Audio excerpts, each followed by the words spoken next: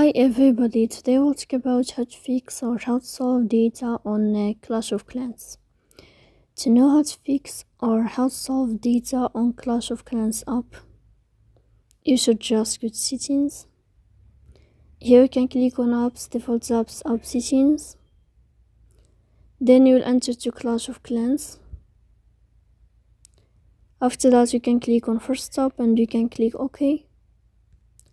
Here we'll enter to the window of storage. Then we can click clear cache. Don't click clear data because that can cause you errors or can delete your account. And in the end you can go to Play Store. If you'll find the update in this blue sign, you can update your app.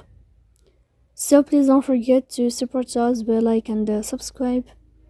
See you next time in another video, and thank you for your attention and your watching.